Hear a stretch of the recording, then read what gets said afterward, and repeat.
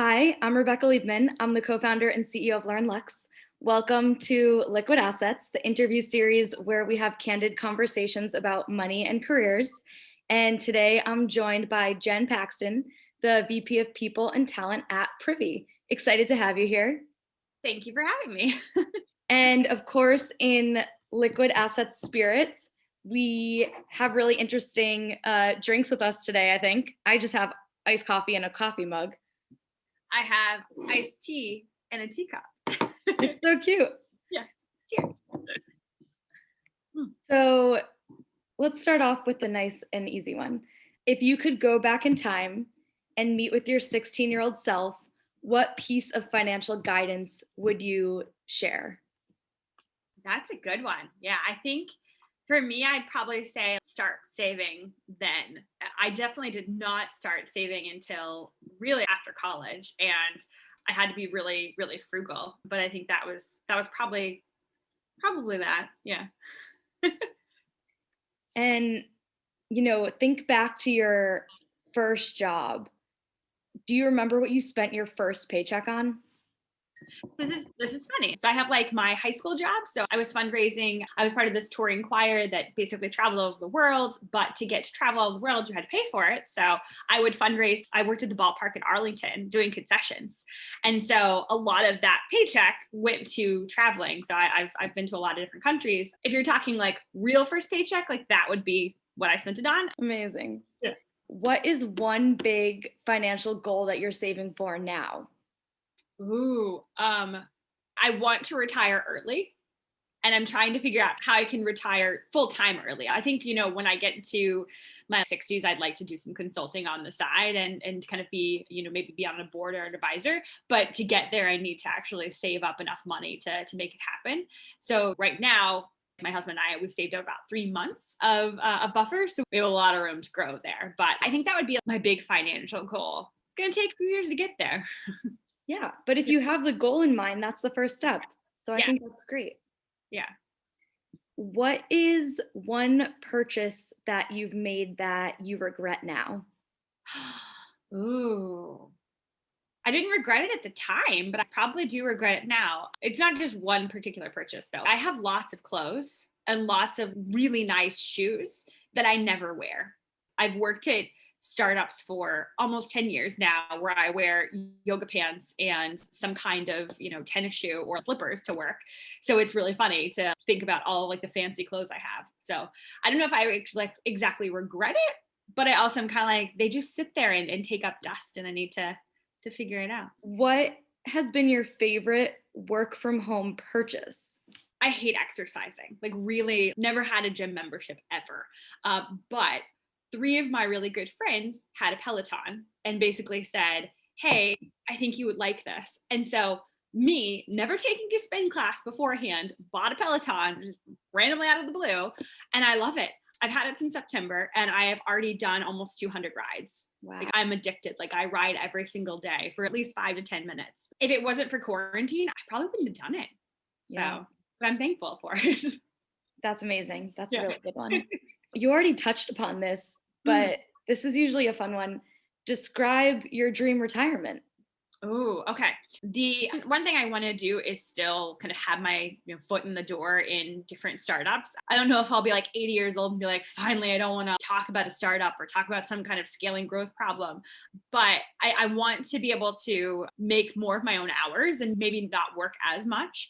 And then I want to be able to travel more. So one thing I really envy is my in-laws actually before COVID hit, they had a trip planned at least once a year to some really cool place. And I'd love to be able to do that with my husband as well. So I think that would be a good retirement. Did you talk about money growing up? And if so, what were those conversations like? Oh man, I was not talked to a ton about money growing up, but money was a huge divider in my family.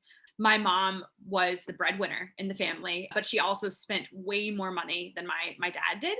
And I think it was always an area of friction where, it was just what are we spending our money on? My mom was really good at finding deals, but then also we just get so much, like so many things.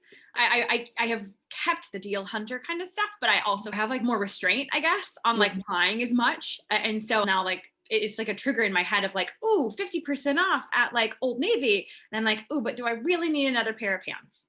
I have a lot of pants. This is a fun one to break it up.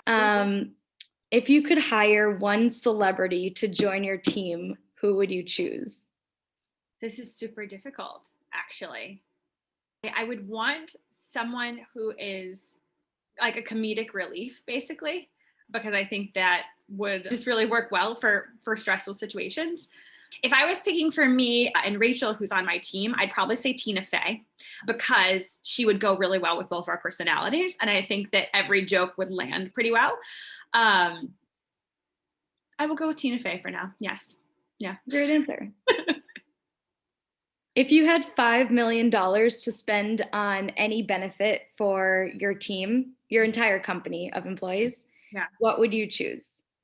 So our team is small. So Privy is 68 people. That's why I'm like 5 million goes a long way, because we could do a 401k match, which employees have asked about, but we don't have. We could also potentially put in a health savings account. Privy pays 100% of healthcare, so no one really has to worry about that. But if they have an out-of-pocket expense, it's kind of nice. Yeah, it's hard to pick one of those, actually. I would probably, this is cheating, but I would probably put it into a platform where employees have a few different options to choose. So I would probably invest in a platform and then be able to fund it through there. Working in people and talent, what is the smartest financial decisions you've seen your employees make, and what's an area where you think employees could improve? Ooh, I would say the smartest one is still investing in 401k as early as they can. I didn't do that in my first few startups because I wasn't really well aware of it. Hindsight is 2020. Looking back and like, oh, I could have had so much more money for retirement later on if I didn't. Okay, 2 more. We're coming up on your favorite. Cool. What career advice do you have for women graduating college this year? I have 2 things to say that I wish that were told to me earlier on. One actually was kind of told to me. The thing I would say is start your own path and be okay kind of defining your own path. When I graduated from college, I had friends that jumped into getting married and having kids, and I went on to grad school, and I was encouraged to do whatever I wanted to do. I wasn't, feeling pressured for it. And then the other thing I'll say is just advocate for yourself early on. Like start off small. It could actually be in college advocating for yourself. If you're in a job right now, then like advocating for your worth and what you're able to do. Every pay raise, and actually a lot of the roles that I've gotten and gotten, maybe higher than the salary band might have called for, is because I asked. I advocated for myself as much as I could so that I could actually get what I thought I was worth. And I used market data to back it up, of course, but you can't be shy when you're talking about your accomplishments, and you need to be your own megaphone, right? If you're not going to advocate for yourself, don't expect other people to. One last question. Yeah. This has been a crazy year. What advice do you have for aspiring HR professionals entering the workforce this year? Yeah. The first thing that popped in my head was trust your instincts. I'm biased because I didn't come out of school with an HR background whatsoever. I just kind of fell into it. But you have really good instincts, and being able to lean on those is going to help you more than what you learn in a book, especially if they're going into a startup environment. Be prepared to be flexible, I guess, too. Absolutely. Yeah. Thank you so much, Jen. What a great conversation. Yay. Let's do our final liquid assets cheers. Yes. Cheers. The fancy teacup.